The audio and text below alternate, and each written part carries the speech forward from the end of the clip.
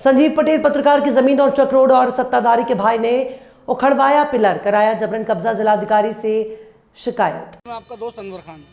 दोस्तों, हम लोग लगातार कोशिश ये करते हैं कि आपसे जुड़े हुए मुद्दों को हम लोग धरातल से उठाएं और आला अधिकारियों तक पहुंचाएं। एक पत्रकार की ये जिम्मेदारी होती है और हम अपनी उस जिम्मेदारी का पूर्ण रूप से निर्वहन कर रहे हैं।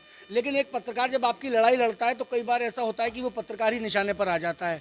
इसी का एक जीता जागता उदाहरण इस वक्त है। जब हम आपकी लड़ाई लड़ते हैं तो जिन लोगों के विरुद्ध, हम पावर के विरुद्ध जब हम खबरें चलाते हैं तो वो कहीं ना कहीं इस पावर को इतना बुरा लगता है कि फिर वो हमारा ही बुरा करने पर लग जाती है। और इसका जीता जागता उदाहरण मेरे साथ संजीव पटेल मेरे भाई हैं। दोस्तों, सूबे के मुखिया लगातार इस बात को कह रहे हैं कि पत्रकारों का उत्पीड़न बर्दाश्त नहीं किया जाएगा और लगातार उसको लेकर सख्त दिशा निर्देश भी दे रहे हैं। यहाँ तक उन्होंने कहा कि जिन थानों के प्रभारी पत्रकारों से दूरियां बनाकर रखते हैं उनके विरुद्ध सख्त से सख्त एक्शन लेना चाहिए और पत्रकारों से सारी जानकारियों को साझा करना चाहिए। वहीं दूसरी ओर अगर हम आपको ग्राउंड रियलिटी की बात करें तो पत्रकार भी इस करप्शन का, इस भ्रष्टाचार से अछूता नहीं है। पत्रकार के साथ भी भ्रष्टाचार किया जा रहा है और इतनी बुरी तरह से किया जा रहा है कि पत्रकार के पास सिवाय अपनी बात रखने के दूसरा कोई चारा नहीं है। पूरा प्रकरण इस प्रकार का है कि मेरे साथी संजीव पटेल जी मेरे पत्रकार साथी हैं। राष्ट्रीय पत्रकार सुरक्षा परिषद, जिसका डेलीगेशन आपके सामने नजर आ रहा है, इसके जिला उपाध्यक्ष हैं।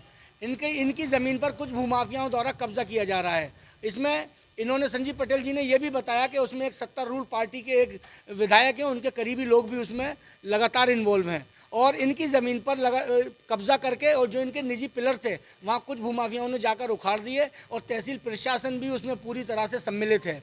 संजीव पटेल जी लगातार एसडीएम से बात कर रहे हैं, तहसीलदार से बात कर रहे हैं, लेकिन ना तो कोई संतोषजनक कार्रवाई की जा रही है, ना ही कोई संतोषजनक उत्तर मिल रहा है। हमारे राष्ट्रीय संरक्षक महोदय मिश्रा जी ने भी लगातार बात की, उनके वीडियो रिकॉर्डिंग भी हम आपको, ऑडियो रिकॉर्डिंग भी हम आपको सुनाएंगे। उन्होंने लगातार अधिकारियों से बात की लेकिन किसी भी बात को गंभीरता से नहीं लिया जा रहा। आज हालात ये है कि हमारा पूरा डेलीगेशन यहाँ जिलाधिकारी महोदया से मिलने के लिए आया, बट वो भ्रमण पर हैं, किसी दौरे पर हैं। हम सिटी मजिस्ट्रेट साहब से मिले, उनसे हमने अपनी बात रखी। अब हम अपर जिलाधिकारी राजस्व से हमारी बात हुई है और हमने उनसे अपनी व्यथा बताई है। उन्होंने ये आश्वासन दिया है कि 2 या 3 दिन टीम गठित करके 2-3 दिन के अंदर ये मामला निपटाया जाएगा और हमारे साथी की ज़मीन को मुक्त किया जाएगा भूमाफियाओं से। संजीव पटेल जी मेरे साथ हैं, वही पूरी आपको बताएंगे पूरा क्या प्रकरण है। संजीव भाई, क्या है पूरा मामला? सदर तहसील के गांव मूसाजाग में मेरा गाटा संख्या 183 जमीन है।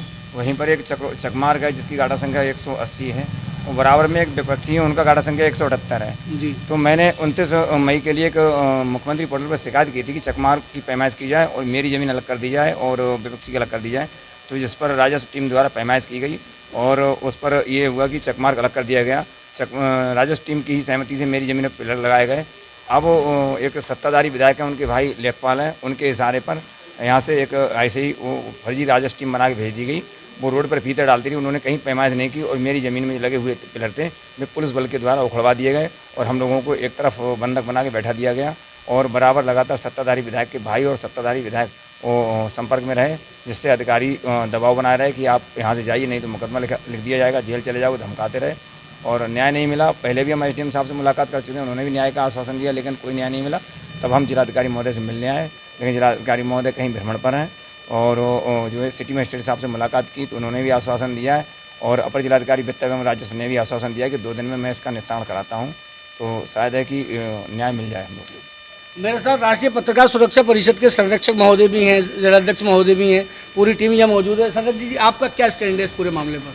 इस मामले पत्रकारों के साथ लगातार शोषण हो रहा है जी और अगर ये शोषण नहीं रुका तो हम धरना प्रदर्शन करेंगे, भूख हड़ताल पर बैठेंगे, यहाँ से लेकर लखनऊ जाएंगे, लखनऊ दिल्ली भी जाएंगे। ठीक है। जिलाध्यक्ष जी, क्या कहना है आपका इस बारे में?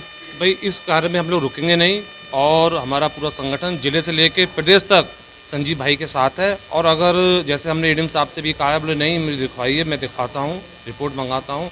अगर उस पर अच्छी कार्रवाई नहीं होती है, उन भूमाफियों वहाँ से नहीं हटाया जाता है, पिलर हमारी सही जगह जहाँ तक है वहाँ नहीं गड़वाए जाते हैं, तो हम धरना प्रदर्शन भी करेंगे, आगे बढ़ के भूख हड़ताल भी करेंगे। इतना ही कहना चाहूँगा जिला प्रशासन से, इसमें जल्द कार्रवाई करें और जो भी सही कार्रवाई है उसको करवाएं। हमारी पैमाइश जहाँ तक है, जैसे कल एडीएम साहब से बात हुई, हम बोले हम पैमाइश दोबारा करा देंगे, तो दोबारा करा दीजिए पैमाइश और जहाँ हमारी पैमाइश बताएं भाई अपने, हम पिलर दोबारा लगवा देंगे, बात खत्म हो जाती है। लेकिन पैमाइश नहीं हुई उसके बाद भी वो ठीक है हमारे उखाड़ेगा, ये कौन सा न्याय है?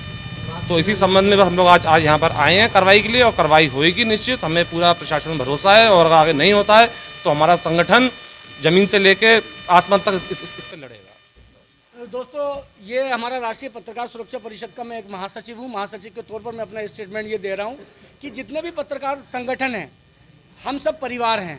हम भले ही अलग अलग संगठन हो सकते हैं, हमारे दरवाजे, हमारे घर अलग अलग हो सकते हैं, लेकिन हम सब परिवार हैं। जितने भी पत्रकार इस वीडियो को देखें, मेरा आप लोगों से भी ये निवेदन है कि ये लड़ाई हम सब पत्रकारों की है। सभी संगठनों को एक प्लेटफॉर्म पे आना चाहिए और पत्रकारों की सुरक्षा हेतु और पत्रकारों को जो प्रताड़ित किया जा रहा है उसके लिए एकत्रित होना चाहिए। ये लड़ाई छोटी नहीं है और अभी ये इकलौती लड़ाई नहीं है। ऐसे बहुत सारे उत्पीड़न पत्रकारों के साथ किए जा रहे हैं, हमें यार उत्पीड़न का जवाब देना है। बहुत बहुत धन्यवाद।